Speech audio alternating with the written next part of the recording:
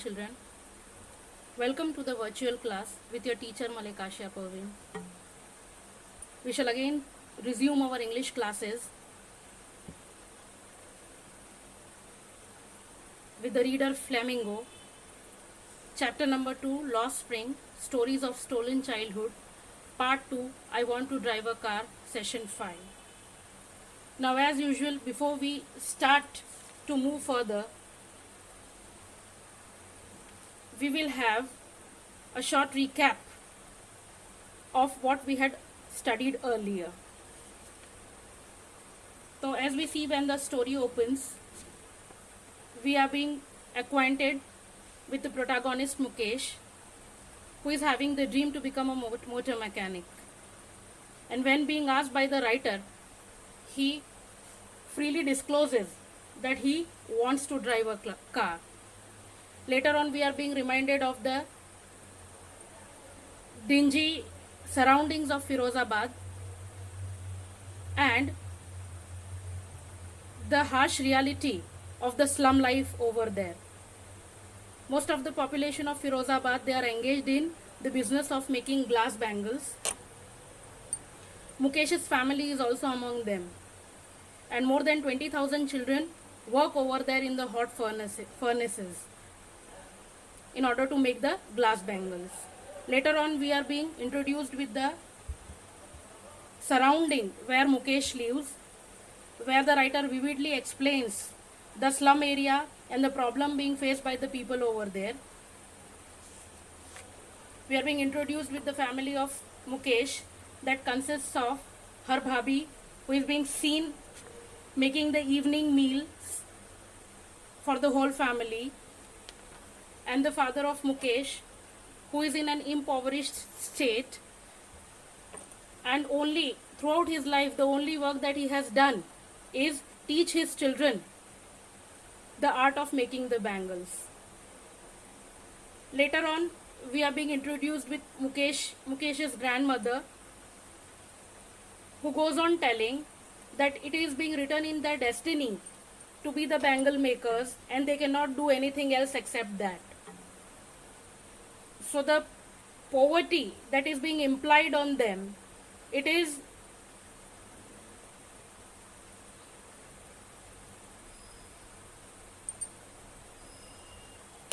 they have considered it to be their destiny.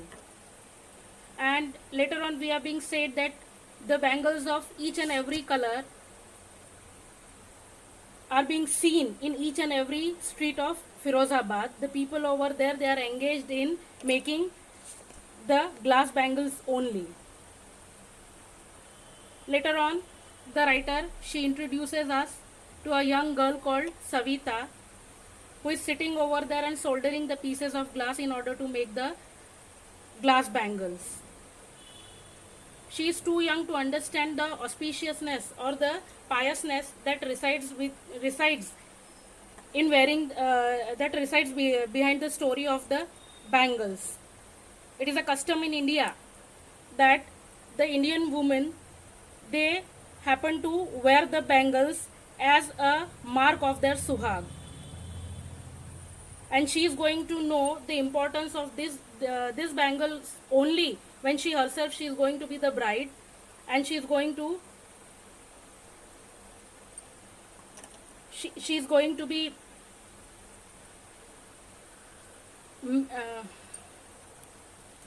when she herself is going to be the bride, and the red bangles will be rolled into her wrists. Later on, we are being again introduced with the problems that are being faced by these people. One of the old women goes on saying that throughout her life, she didn't have even full meal to eat for one time in her entire lifetime. And her husband goes on telling that he knows no art except making the bangles, and throughout his life the only work that he has done is that he has made a house for his family to live in. So these people, they are prone to poverty, and somewhere they have accepted that they are born poor and they are going to die poor. So their destiny is only in making the bangles. They are going to be the bangle makers only, and their future resides in making bangles only. Now we shall move further with our lesson.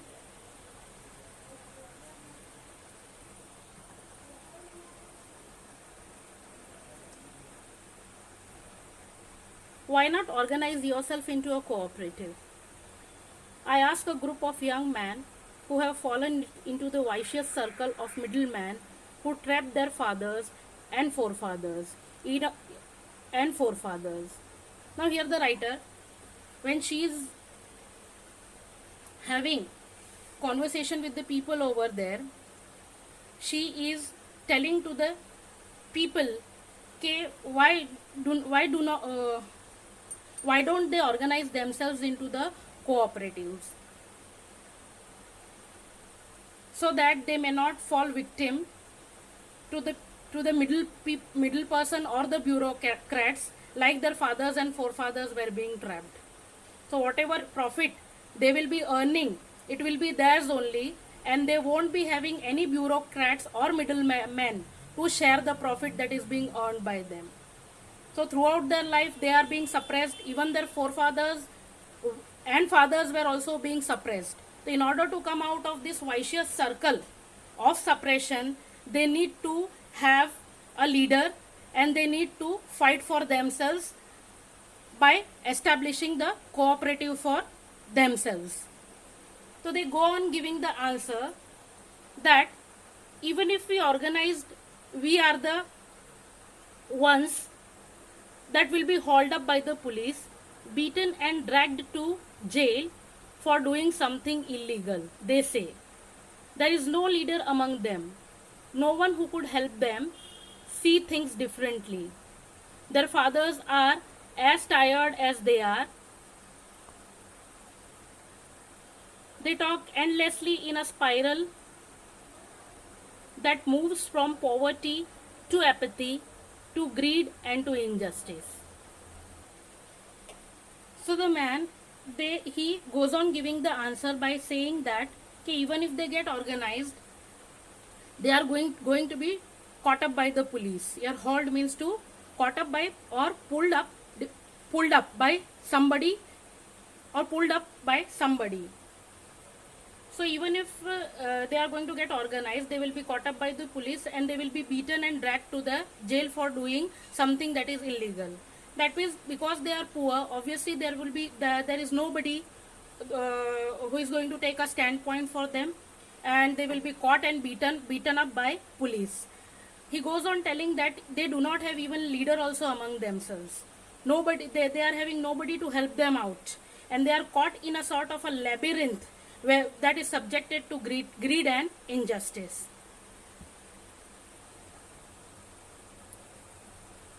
Listening to them, I see two distinct worlds. One of the family caught in a web of poverty, burdened by the stigma of caste in which they are born. The other, a vicious circle of the sahukars, the middleman, the policeman, the keepers of law, the bureaucrats, and the politicians. Together they have imposed the baggage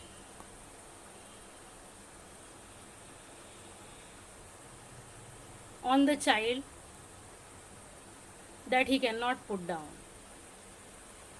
So by listening to the problems that these people were facing, the author, she comes to the conclusion that these people, they are facing two distinct problems that are very severe one. The very first problem is of the poverty and the problem of casteism, which they are following from the birth itself. And the other problem, or the other vicious circle that they are facing, is of the sahukars, the middle person, and the policeman, the keepers of law, and the politicians also, in whose hands these people are victims. Although they are a big voter bank for these people, yet their suppression does not end. They do not have anyone to take care of them or to stand with them as their voice. She goes on telling that together they have imposed the baggage on the child that he cannot put down. So all of them, they have suppressed these people to such a manner that they do not have any enthusiasm, or either they do not have any chance to go to the school, to take their primary education, or to even have a courage to fulfill their dreams even. They are so much laden with the heavy weight of poverty that is being imposed on them forcefully. Before he is aware, he accepts it as naturally as his father. To do anything else would mean to dare, and daring is not part of his growing up. The child, when he is being born, the dreams that he is supposed to see or the future that he is supposed to predict, all those possibilities, they are being killed over here. So with his birth only, he has to accept that the only job he has to do or the only dream that he has to fulfill is making the bangles. Nothing else he can think, and he cannot dare also to think something different, because he has nobody to support him. So from the childhood itself, the child, he has accepted that he has to end up his career making the bangles only. When I sense a flash of it in Mukesh, I am cheered. I want to be a motor mechanic, he repeats. He will go to a garage and learn. But the garage is a long way from his home. I will walk, he insists. So when the writer, she happens to encounter our protagonist Mukesh, and when he goes on telling that he wants to drive a car and he wants to be a motor mechanic, so somewhere a sort of revival, or somewhere some sort of renovation or renaissance is being seen in his voice, that he at least dares to have some sort of a different dream than most of the fellow people, than most of the children that are working with him or living near his house. Again, the garage, it is very much far away from his home, but he has enthusiasm to fulfill his dream, and he is positive, and he insists on walking and going to the garage to learn the job that is being done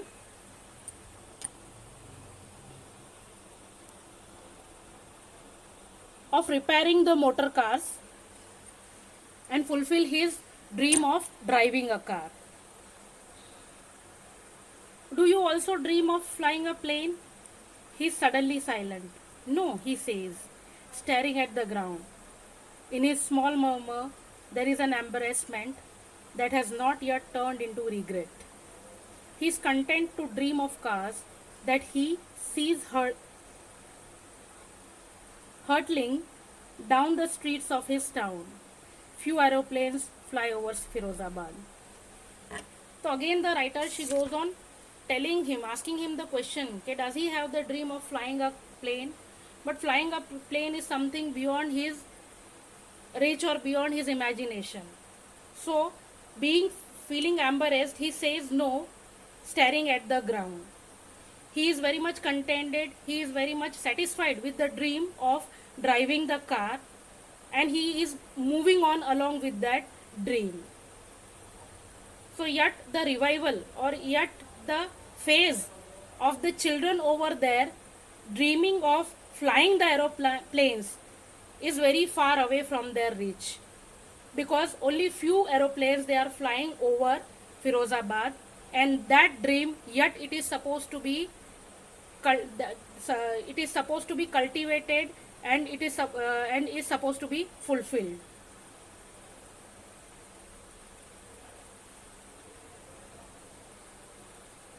So here we end our session and the lesson 2.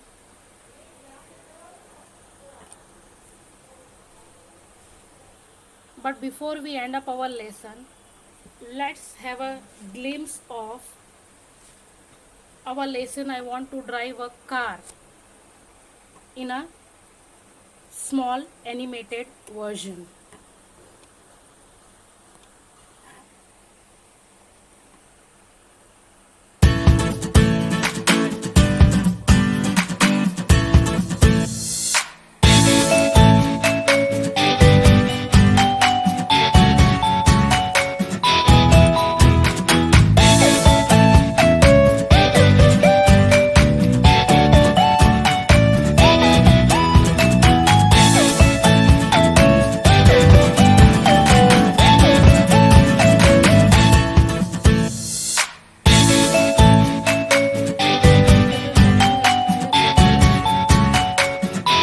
Again in the next session.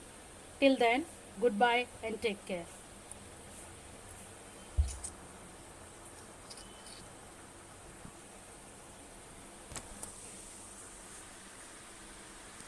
बंद किया पंखा चालू करूँ इसका होगा नहीं बंद कर